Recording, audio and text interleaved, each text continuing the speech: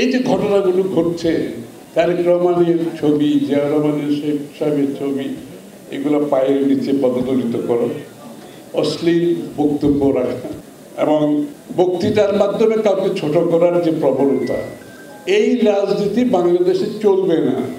যারা করছে তারা অনুধাবন করতে পারছে না। এখন রাজনীতি হবে সহনশীলতার রাজনীতি। এখন রাজনীতি হবে আপনি কারোর সাথে দ্বিমত হয়েও তার মতকে সম্মান জানানো। আমি দ্বিমত পোষণ করবো, কিন্তু আমি আপনার মতকে সম্মান জানাচ্ছি, কিন্তু একমত হতে পারছি না। সহনশীলতা থাকতে হবে। বাংলাদেশের মানুষ স্থিতিশীলতা চায়।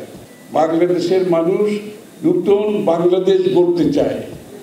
যে বাংলাদেশে কৃষক শ্রমিক থেকে শুরু করে, ব্যবসায়ী থেকে শুরু করে, পেশাজীবী থেকে শুরু করে প্রত্যেকটি মানুষ তার একটা নতুন স্বপ্ন দেখছে। কিন্তু সবাই স্বপ্ন দেখছে।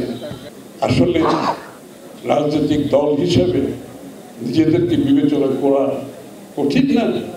আপনি রাজনৈতিক দল হবেন, নির্বাচনে যাবেন না, নির্বাচনে যেতে চাইবেন না, নির্বাচন করতে দেবেন না, নির্বাচনের দিকে যেতে চাইবেন না, তা আপনি কাজ করেন না।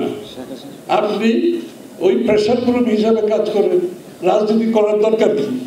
প্রেশার গ্রুপের একটা দায়িত্ব আছে, তো আপনারা প্রেশার গ্রুপের কাজ করেন। আর যারা রাজনীতি করতে চায় তারা রাজনীতি করুন। আর এই প্রক্রিয়া তো ওই শেখ হাসিনার এই কথা হইল, একটাই হলো না? হ্যাঁ, ইলেকশন মানে আমি। এখন এরা বলতেছে ইলেকশনেরই দরকার নেই। শেখ হাসিনা অন্তত দামি কইরা কোনো মতে দেশের মানুষকে বোঝানোর চেষ্টা করছে। এরা বলছে ইলেকশনে করার দরকার নেই, ইলেকশনের দিকে যাওয়ারও দরকার নেই, মানে ইলেকশনের প্রক্রিয়া হইতে পারবে না। তাইলে এরা কি আসলে কোন রাজনৈতিক দল হিসেবে গণ্য হতে পারে? এরা কি গণতন্ত্রের বিপক্ষের শক্তি নয়?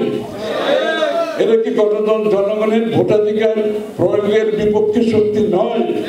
এরা কি জনগণের মালিকানা ফিরে দেওয়ার বিপক্ষের শক্তি নয়?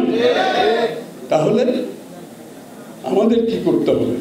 শান্তিপূর্ণভাবে যা বলেছি, সহনশীলতার মাধ্যমে পরস্পরের প্রতি সম্মান বোধ রেখে বিএনপির রাজনীতিকে উচ্চ পর্যায়ে নিয়ে যেতে হবে।